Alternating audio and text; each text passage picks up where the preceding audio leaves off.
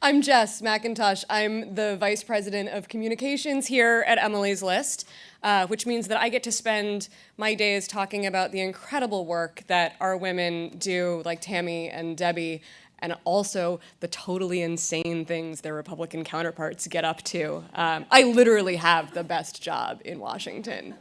I came to politics through a little bit of a longer route than many of my coworkers who could read crosstabs in high school. I grew up in New York City, which it's weird to say is sheltered, but it is. Everyone is a liberal. It wasn't until the 2000 election, which was the first presidential election that I voted in, that I realized things could go wrong. That there was a fight happening. People were fighting the good fight, and sometimes they lost.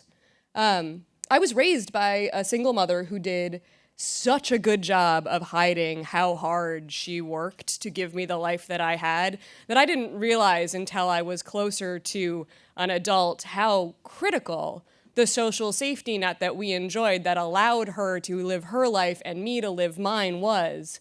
So when I got into politics, obviously I became a Democrat. I started on campaigns.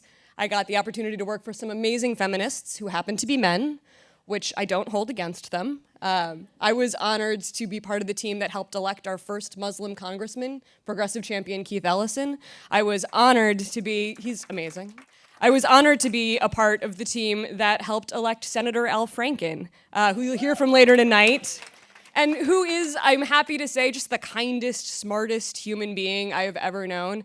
And the best thing about working on that campaign was that I got to meet Stephanie Shriak, who managed us to a 312 vote victory. That's how good she is.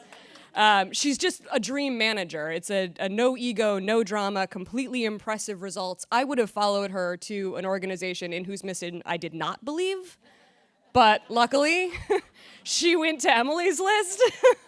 And so I have gotten to spend the last few years helping women like Tammy and Debbie make life a little bit better for all of us. I was late to this fight, but I have come to understand that it is the most important. I always called myself a feminist, but I was the worst kind. I was the kind that didn't do anything about it. I was regularly the only woman in the room.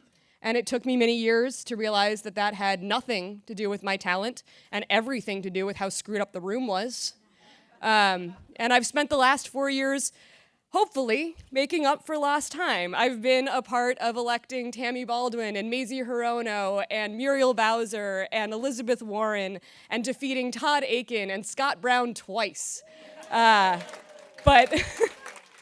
But aside from that, the thing that I have been the most excited about is being a part of the creation of a space where women's issues and women's leadership is front and center.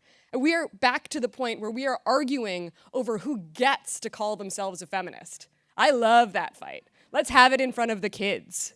We are celebrating and studying intersectionality. We are supporting women. We are having complicated and difficult discussions that move ourselves forward. And women's voices are everywhere with a bigger audience than ever. It's not just the candidates who have become the standard bearers of the Democratic Party. It's TV and movies and reading the news from the anchor desk and in the pages of women's magazines. Every major cultural moment becomes an opportunity for a feminist discussion, whether it's the Super Bowl or the Oscars. The panel that you're about to hear from are the champions of this era of feminism, and the woman who's going to kick them off is perfect for the job. Uzo Aduba plays an impossible role in a TV show that would have been an impossibility just a few years ago. You know her as Crazy Eyes from Orange is the New Black. And she plays a role that would be so easy to caricature, but she does it with a depth and a rawness and a complexity that used to be reserved for the kind of roles that were only written for men. And with every episode, we get to see how much richer the story is when every kind of woman gets to have a part. So I am thrilled to welcome to the stage Uzo Aduba. Thank you so much for being here.